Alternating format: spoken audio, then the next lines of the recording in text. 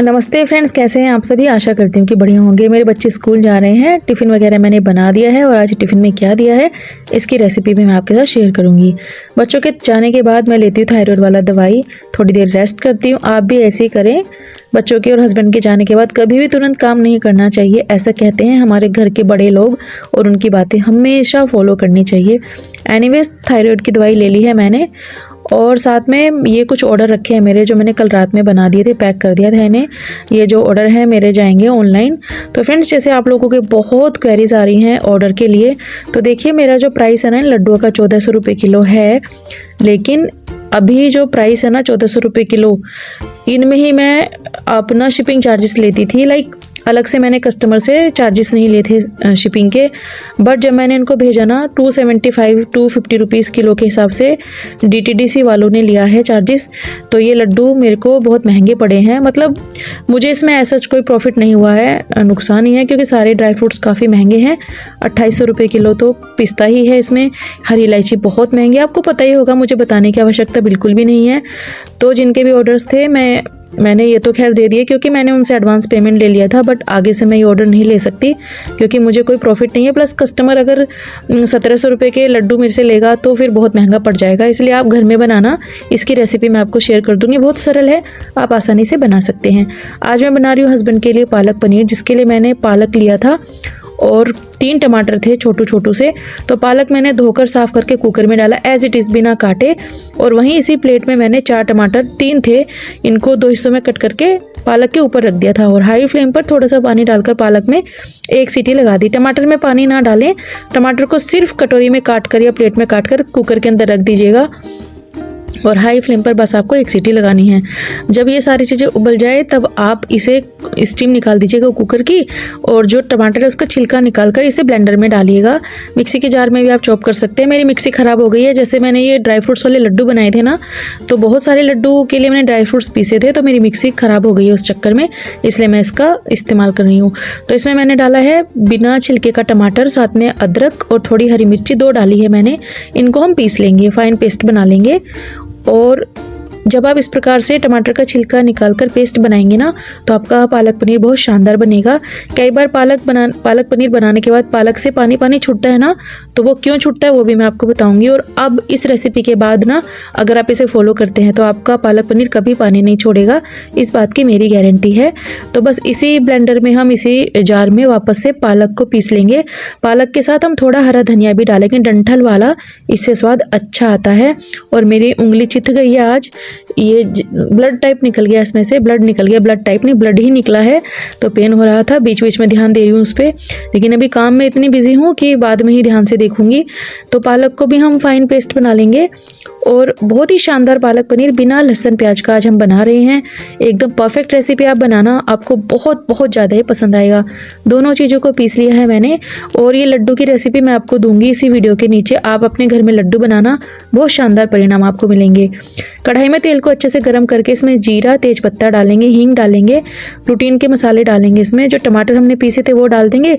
इसमें हल्दी नहीं डालेंगे, काली मिर्च डालेंगे, जीरा पाउडर डालेंगे, साथ में नमक डालेंगे और डालेंगे 1 चम्मच शाही पनीर मसाला ज़रूर डालिएगा, और कसूरी मेथी पानी में भीगी हुई, बस इतने ही मसाले डालेंगे। उसके बाद ये पिसा हुआ पालक का पेस्ट डालेंगे, थोड़ा पानी डालेंगे किस हिसाब से आपको बनाना है। 1 टेबल स्पून हम इसमें डालेंगे बेसन। तो कच्चा ही बेसन है, भून के डालने की आवश्यकता बिल्कुल भी नहीं है, यहाँ पर इसकी भुनाई हो जाएगी। और बस 1 सूखी लाल मिर्ची जरूर डालिएगा, इससे स्वाद बहुत बहुत उभर के आता है। अच्छे से मिक्स कर देंगे। मैंने 250 ग्राम पालक से ये पालक पनीर बनाया है, बहुत ही स्वादिष्ट बनता है ये। अच्छे से इसकी भुनाई करेंगे। और जो टमाटर का पेस्ट हमने डाला था ना, ऑलरेडी वो उबला हुआ था, इसलिए ज़्यादा मेहनत उसमें नहीं लगेगी। और हमने दोनों चीज़ों को एक साथ उबाल लिया, वहाँ पर भी आपका समय बच गया है। एक ही कुकर में पहले पालक रखें, फिर एक कोई हलवा प्लेट जो होती है उसमें 3-4 टमाटर काट के भी 1 में से 2 करके रख दीजिएगा, और हाई फ्लेम पर 1 सीटी दे देंगे, तो दोनों चीज़ें एक साथ उबल जाएंगी, अलग से नहीं उबालना है। पालक को काटने की जरूरत नहीं है, एज इट इज़ डालिएगा, थोड़े से डंठल के साथ, ज़्यादा डंठल ना डालें नहीं तो कड़वापन आएगा। मीनवाइल मैंने यहाँ पर पनीर कट कर लिया है। ये 250 ग्राम पनीर है, इसमें से मैं 200 ग्राम ही कट कर लूँगी। साइड में जो आप छोटा सा टुकड़ा देख रहे हैं इसको मैं नहीं डालूंगी।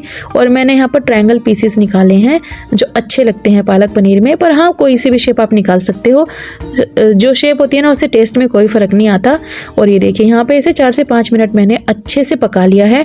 एक उबाल सा इसमें आ रहा है, खदका लग रहा है। बेसिकली यूपी वाले लोग जानते होंगे, हम खदका कहते हैं कि खदका लग रहा है।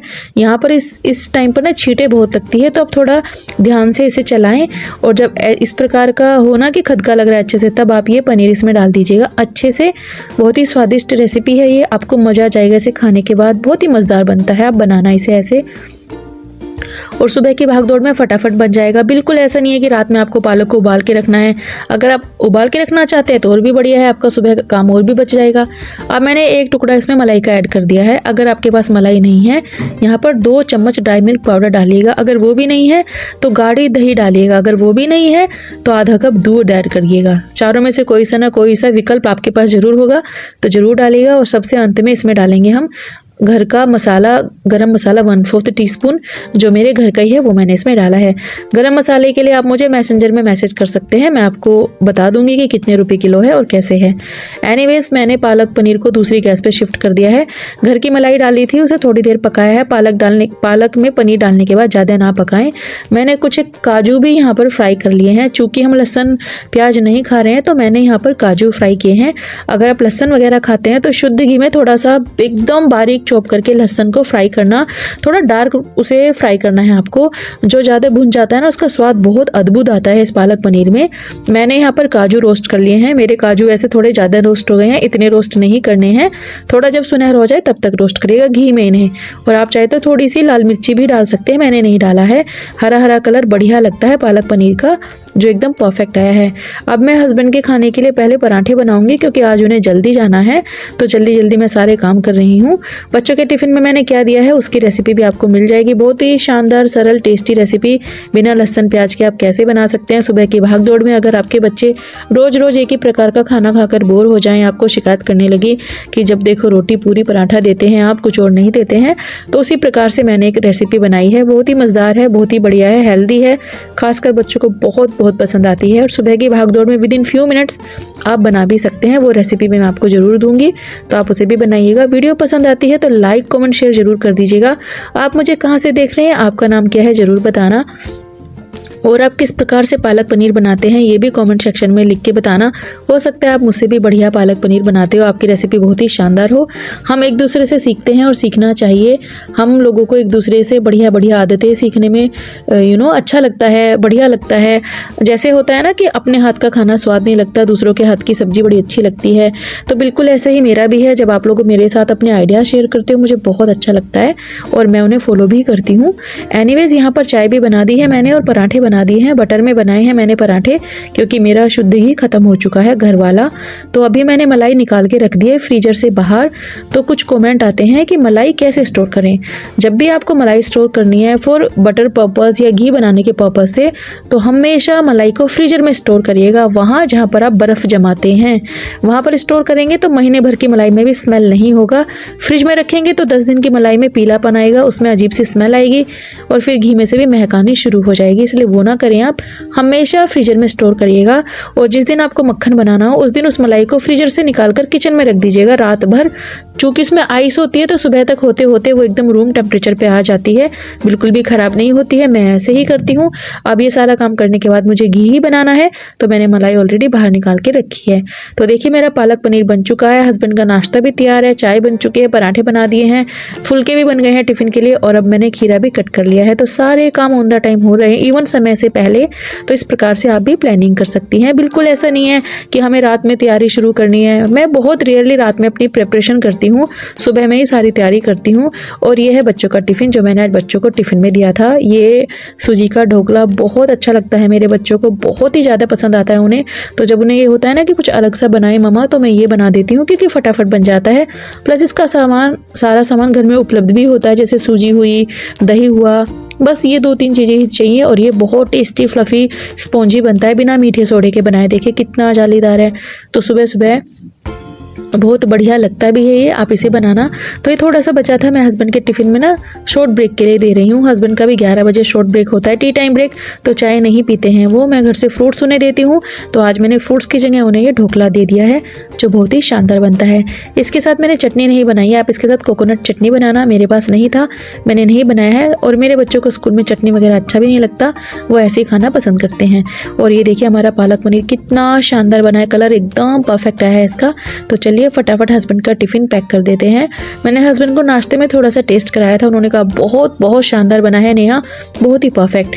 तो देखिए जैसे मैंने यहाँ पर अंत में इसमें भुने हुए काजू डाले हैं। आप अगर लहसुन खाते हैं तो फ्राइड लहसुन जरूर डालिएगा, इसमें से स्वाद बहुत बढ़िया आता है।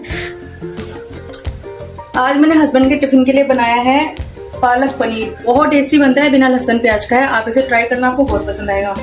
दूसरा मैंने बनाया है ये सूजी का ढोकला, जो विद इन 10 मिनट्स बन जाता है, बहुत ही शानदार है, एकदम फ्लफी टेस्टी। ठीक है, साथ में मैंने दिए है खीरा सैलेड के लिए, और मैंने बनाए हैं फुलके। मीठे में कुछ नहीं देंगे आज हम, ठीक है। तो यही है आज हस्बैंड का टिफिन, और थोड़ा सा ढोकला बच भी गया है, इसे मैं ब्रेकफास्ट में खा लूंगी। तो बस यही है आज हस्बैंड का टिफिन, और आप ट्राई करना ये वाला पालक पनीर, बहुत बहुत शानदार बनता है, बहुत ही बढ़िया। ठीक है, आप ट्राई करिएगा। तो आज मैंने हस्बैंड के टिफ़िन में डाला है सैलेड में खीरा, पालक पनीर, साथ में सूजी का ढोकला और 3 फुलके। और एक फुलके में से मैंने टुकड़ा तोड़ती हूँ। कई क्वेरीज आती हैं कि जब 3 चपाती आप देती हैं टुकड़ा क्यों तोड़ती है। देखिए ऐसे कहते हैं, और ये मुझे फेसबुक के थ्रू ही पता चला है, मुझे नहीं पता था कि 3 चपाती टिफ़िन में नहीं डालते हैं। तो जब मैं 3 चपाती इनिशियली दे रही थी तो कई कमेंट आए थे कि नेहा दीदी बेटा आप लोग इतने सारे नामों से मुझे बुलाते हो। तो बहुत कमेंट आए थे कि टिफ़िन में 3 चपाती नहीं देते हैं। तो मैंने कहा मेरे हस्बैंड 3 ही खाते हैं, उनको 4 चपाती अगर मैं दे दूँ ये हो जाता है कि उन्होंने बहुत खा लिया, और 2 चपाती में मतलब पेट ही नहीं भरा, तो कुछ प्रॉब्लम सा है, इसलिए 3 ही मैं देती हूँ। तो 3 में से फिर लोगों ने कहा कि अच्छा ठीक है, एक टुकड़ा तोड़ के दे दिया करो, तो बस वो एक टुकड़ा मैं तोड़ती हूँ, ये कारण है एक टुकड़ा तोड़ने का।